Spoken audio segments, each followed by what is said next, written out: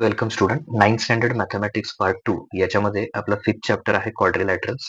तर या क्वाड्रिलॅटरल्स मध्ये प्रॅक्टिस सेट 5.4 आपण आज या व्हिडिओमध्ये बघणार आहोत. आधीचे जे प्रॅक्टिस सेट आहे प्रॅक्टिस सेट 5.1 टू 5.3 तर ते आपण मागच्या व्हिडिओमध्ये बघितलेले आहेत. त्याची लिंक या व्हिडिओच्या डिस्क्रिप्शन मध्ये आहे. तिथे जाऊन तुम्ही आधीचे प्रॅक्टिस सेट बघू शकता. या व्हिडिओमध्ये आपण स्टार्ट करूया प्रॅक्टिस सेट 5.4. तर 5.4 मध्ये फर्स्ट क्वेश्चन आहे IJKL. In quadrilateral IJKL, side IJ is parallel to side KL. I is equal to 108 degree. K is equal to 53 degree. Find the measures of J and L. तर आपल्याला काय find out करायचं आहे? J आणि L काय येतोय तो find out करायचा. तर सगळ्यात पहिल्यांदा आपण काय करूया, तर एक जी डायग्राम आहे त्याप्रमाणे आपण एक समजा एक रफ फिगर घेतली IJKL. सपोज हा आपला क्वाड्रिलॅटरल आहे IJKL. त्याच्यामध्ये आय दिलेला आहे 108 डिग्री आणि के ची व्हॅल्यू किती आहे? के इज इक्वल टू 53 डिग्री. आणि आयजे कोणाला पॅरलल आहे? तर हा जो आयजे आहे तो कोणाला पॅरलल आहे? एल के किंवा के एल ला पॅरलल आहे. तर हे सगळं आपल्याला दिलेलं आहे. तर आन्सर स्टार्ट करताना आपण कुठून स्टार्ट करूया? त्या आन्सर मध्ये first step in quadrilateral I J K L काय पॅरलल दिलेलं आहे आपल्याला? IJ is parallel to side KL. असं side IJ is parallel to side KL किंवा in shortly IJ is parallel to KL. So this is given. हे आपल्याला question मध्ये दिलेलं आहे. आता सपोज आपण पहिल्यांदा इथे जे फाइंड करायचं आहे, तर सपोज पहिल्यांदा आपण हा ट्रान्सव्हर्सल घेतला. कुठला घेऊया? इथे जे के. Okay. If J K is transversal, okay, if J K is transversal, जर का जे के ट्रान्सव्हर्सल असेल तर इथला अँगल म्हणजे हा जे आणि हा के, तर हे लाईनच्या आतमध्ये आहेत. ओके. इथे ऑलरेडी 2 लाईन्स पॅरलल आहेत. ही लाईन इकडे पॅरलल आहे आणि त्या लाईनच्या आतमध्ये जे आणि के आहे. ओके. तर ते कसले झाले? इंटेरियर अँगल झाले. Therefore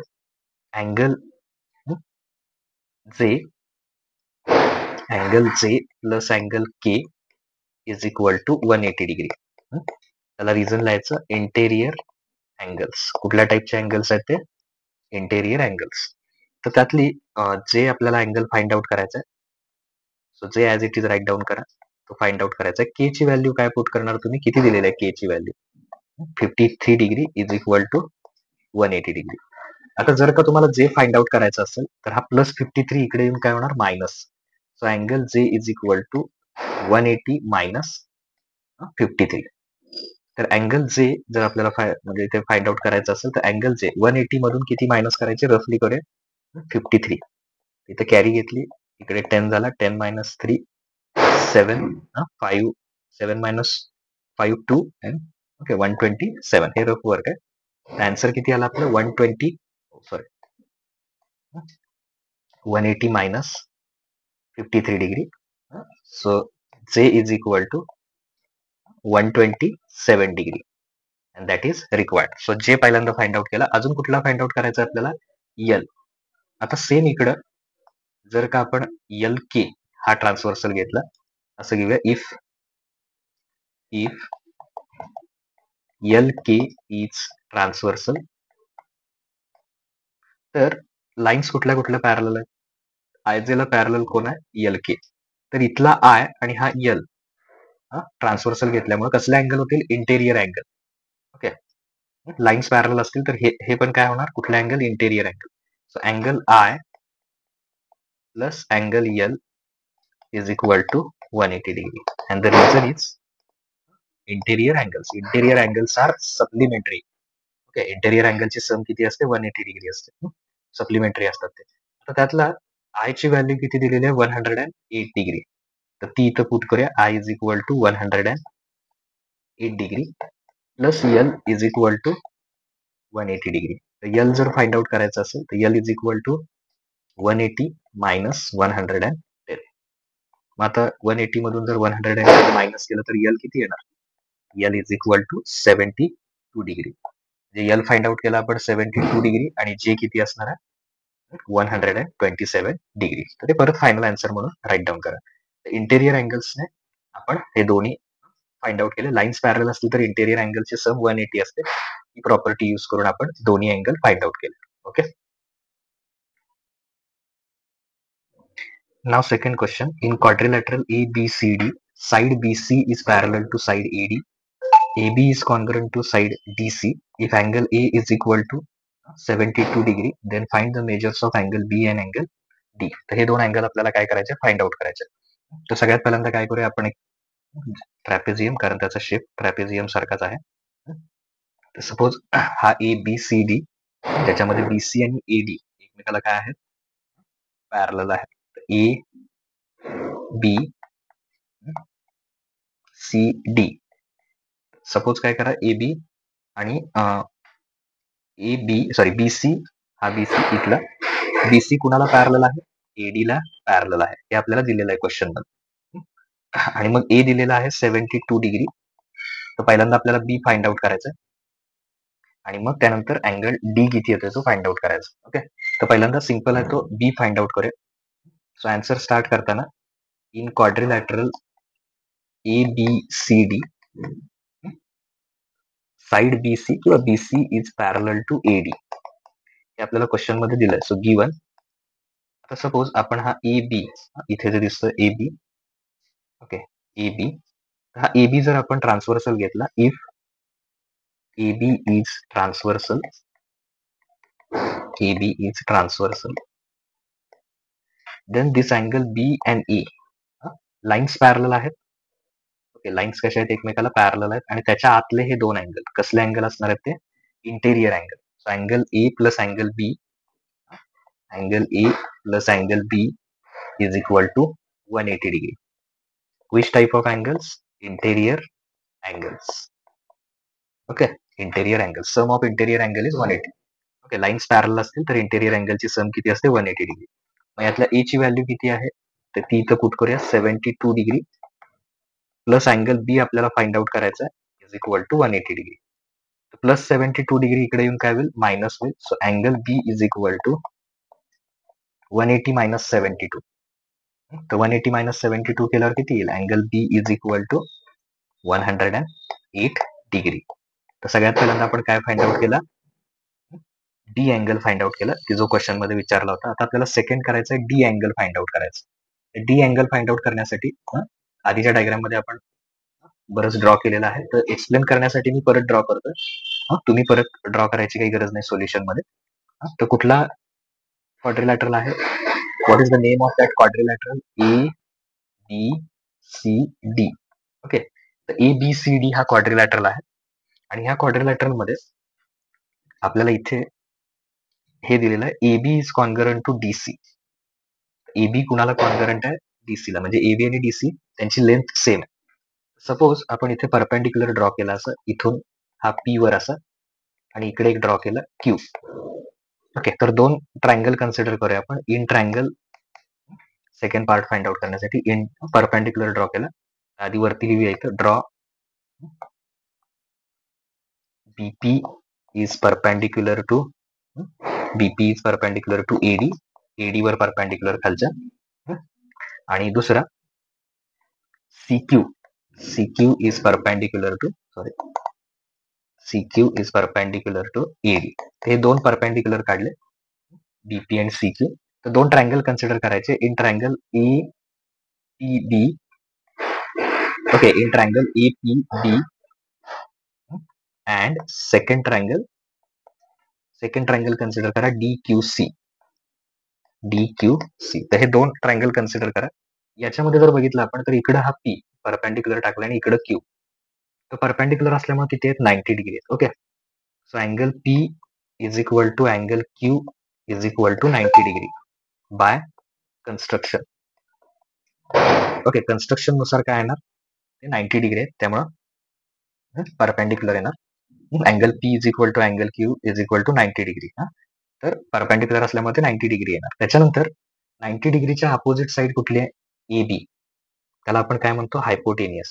so hypotenuse AB. तसं इकडे 90 डिग्रीच्या कोण आहे, hypotenuse CD.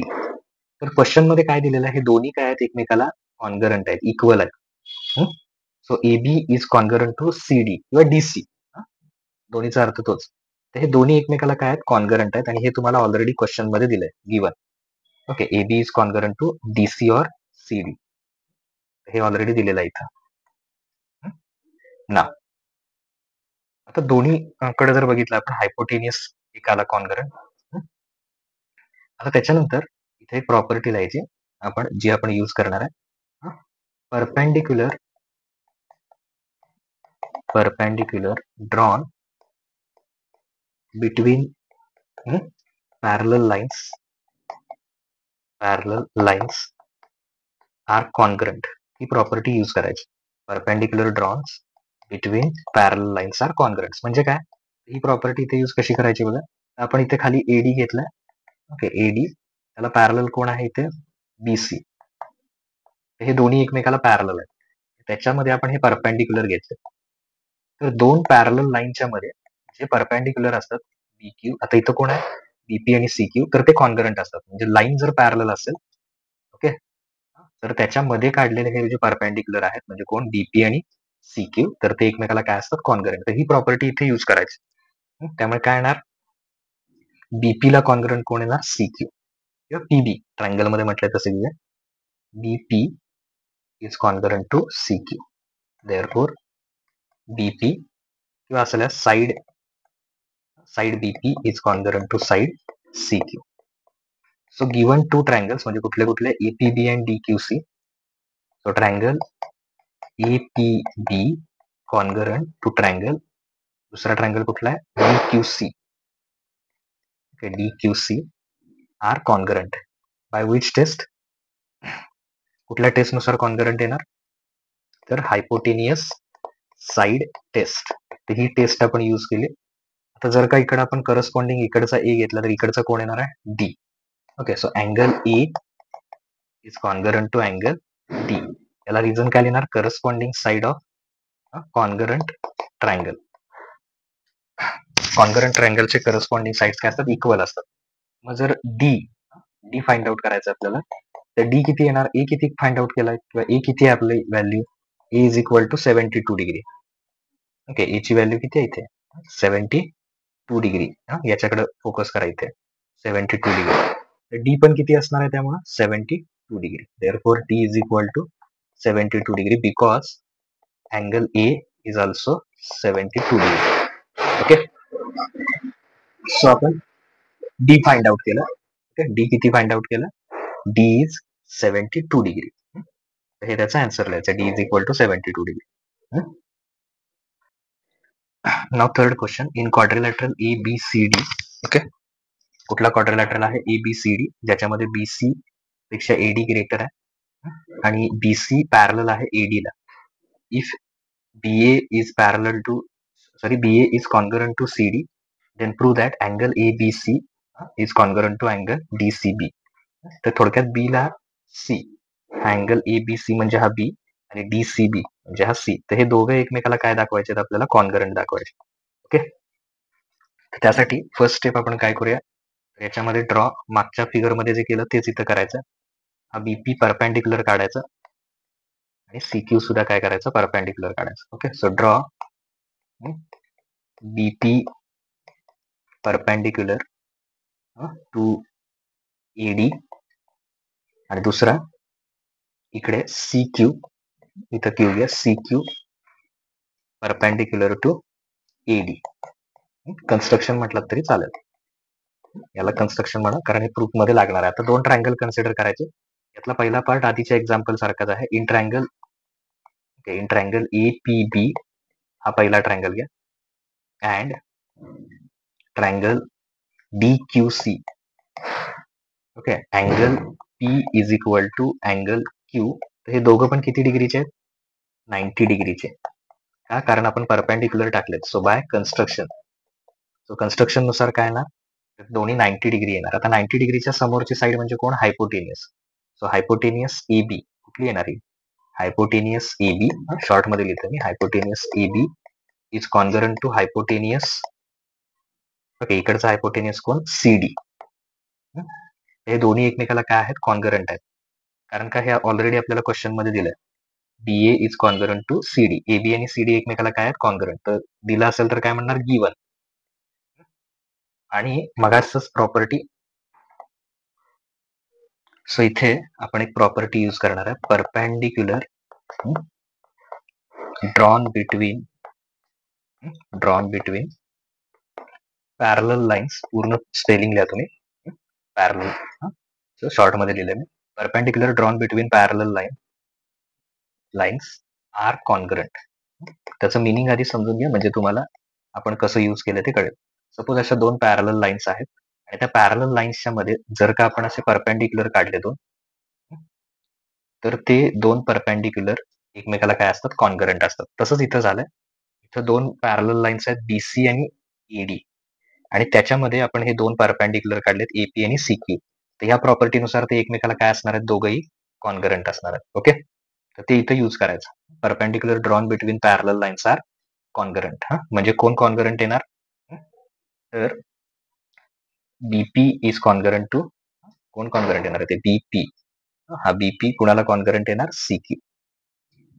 So BP, side BP is congruent to side CQ. त्यामुळे जे दोन ट्रायंगल आहेत, कुठले triangle? Triangle APB. Triangle APB is congruent to triangle, second triangle DQC. हे दोघं एकमेकाला कॉन्ग्रंट असणार. आता हे जर दोन्ही एकमेकाला कॉन्ग्रंट असेल, तर इकडचं कोण घ्यायचं? E, आणि इकडचं D घ्यायचं. ओके, A आणि D. So angle A is congruent to angle D. त्याला रिझन लिहा, corresponding angles of congruent triangle. Okay, आता त्याच्यानंतर इथे बघा BC, परत जरा तुम्हाला कळण्यासाठी इथे ड्रॉ करतोय. हा BC दिलेला आहे. BC पॅरलल आहे कुणाला? AD ला. हा पॅरलल आहे. क्वेश्चन मध्ये बघा, BC is parallel to AD. तर समजा पहिल्यांदा AB ट्रान्सव्हर्सल घेतला. आधी हे लिहूया, BC is parallel to AD. That is given. हे क्वेश्चन मध्ये दिलंय. इफ AB, आणि ह्याला हा जो आला A is equal to D, त्याला नंबर 1 दिले. If AB is transversal, AB काय असेल? ट्रान्सव्हर्सल असेल. तर हे जे अँगल आहे, कुठले कुठले अँगल? अँगल A आणि अँगल B. अँगल A आणि कुठले? Angle B. तर हे इंटेरियर अँगल आहेत, आणि इंटेरियर अँगलची सम किती येणार? 180 degree. So angle A plus angle B is equal to 180 degree. आता इकडचा ट्रान्सव्हर्सल घेऊया, कुठला? If CD is transversal. जर ट्रान्सव्हर्सल असेल तर इथला C आणि इथला D, तर हे सुद्धा कसले असणार आहेत? इंटेरियर असणार. तर इंटेरियर अँगलची सम किती येणार? Angle C plus angle D is equal to 180 degree. Okay, so याला नंबर 2 म्हटलं आणि याला नंबर 3 म्हणूया. सो फ्रॉम 2 and 3, ओके, काय कन्सिडर केलं आपण? फ्रॉम 2 and 3 जर दोन्ही कन्सिडर केले आपण, तर इकडे दोन्ही पण किती आहेत? A प्लस B 180 आहे, C प्लस D पण किती आहे? 180 डिग्री. ओके, तर दोन्ही 180 असल्यामुळं A plus B equal to काय येणार? C plus D. So angle A plus, कारण दोघं पण किती आहेत?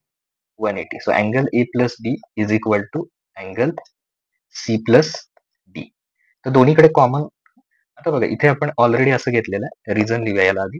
Angle A equal to angle D 1 मध्ये बघा, angle A is equal to angle D. त्यासाठीच ते फाइंड आउट केलं आपण, फ्रॉम 1. ओके, तर A आणि D इक्वल आहेत, तर दोन्हीकडनं काय कॅन्सल करू शकतो आपण? A ला D काय होईल? कॅन्सल होईल, आणि फक्त काय राहील मग? B equal to angle C. एवढेच राहतील, angle B equal to angle C. आता हेच जर आपण 3 लेटर्स मध्ये लिहिलं, तर B कसं लिहिता येईल 3 लेटर्स मध्ये? तेच आपलं प्रूव्ह दॅट आहे. B ला फक्त 3 लेटर्स मध्ये लिहायचं, अँगल ABC. म्हणजे तो Bच आहे, फक्त लिहिताना असं लिहायचं, angle ABC is congruent to second angle. इकडचा कोण येणार? C कसं लिहिता येईल? DCB. Angle DCB. सिंगल लेटरचा फक्त 3 लेटर्स मध्ये लिहिलं, दोन्ही काय आले? कॉन्ग्रंट आले, and that is required. Okay, hence prove असं खाली लिहू शकतं, की ते आपण प्रूव्ह केलेलं आहे, असं लिहू शकतो. तर इथे आपले तिन्ही क्वेश्चन आहेत या प्रॅक्टिस सेट मधले, ते कम्प्लीट झालेले आहेत. नेक्स्ट व्हिडिओ मध्ये आपण नेक्स्ट प्रॅक्टिस सेट जे आहेत ते बघूया.